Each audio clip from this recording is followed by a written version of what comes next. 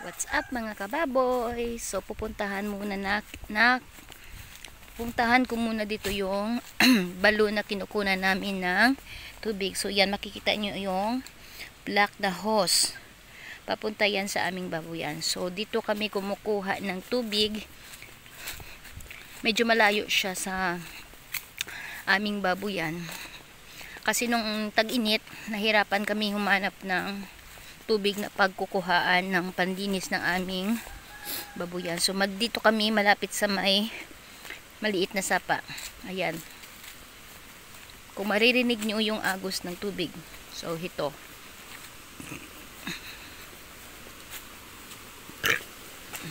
Ayan. Meron pa dyang kalabaw. Ayan, 2 kalabaw. Naliligo sa may ayan. So ito yung balon na kinukuhaan namin ng tubig. Ang sabi raw, ito daw ay kanilang kinutkot nung mga ilang dekada na yung nakalipas kasi naghahanap sila ng ginto rito. So yun yung kanilang nahukay, ginawa nilang tunnel pero hindi nila natapos kasi wala dyan daw ginto. So nagtransfer sila. So dyan banda, meron dyan isang hukay pa ng balon. So ayan yung agos ng tubig dito. Ayan. May 2 kalabaw na naliligo. At ayun pa, meron pang ayan.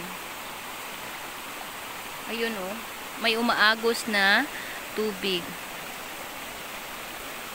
So pumunta kami dito sa aming babuyan kasi nga ibebenta na namin yung baboy dahil 3 buwan na. Yun oh, may prutas oh, tingnan nyo. Ayun oh. Ang prutas kaya yun. Hindi masyadong kita. Ayan. So balik muna ako doon sa aming babuyan. So ito yung paligid ng sa likod ng aming babuyan. Meron ditong mga kakahuyan at meron ditong palay. Pero wala pang palay sa ngayon. So balik muna ako doon sa aming piggery.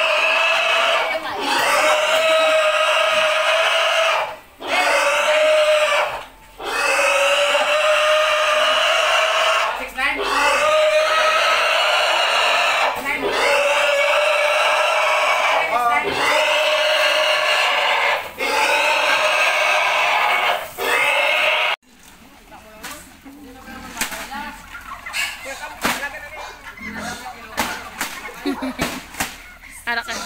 Welcome to my vlogging, Kati. Sige, welcome to my vlogging.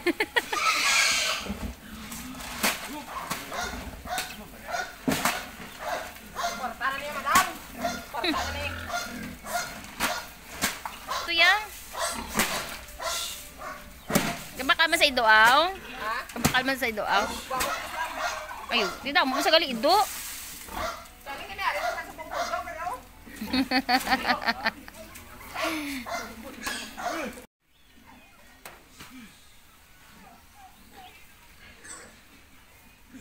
Dahil na maglabon sa kampo karong kunti na karong mga apo ka.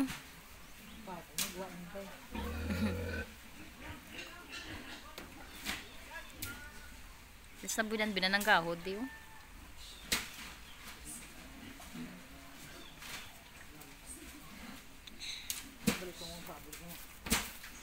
Ano sila gagayaw? Ay, nagwagin sila sa gate gali ah.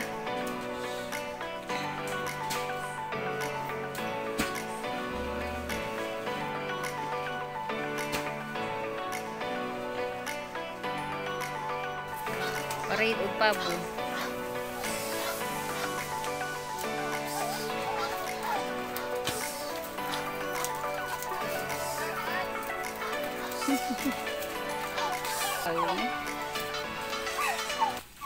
And this is the moment of truth. Nang sa baboy, malaki talaga ang yung pera. At dyan nahirapan yung mga tao na ipasok yung mga baboy sa kanilang sasakyan dahil yung iba ay tumalong. Parang ayaw pa yata sumama. Yan. Bye. Thank you for watching.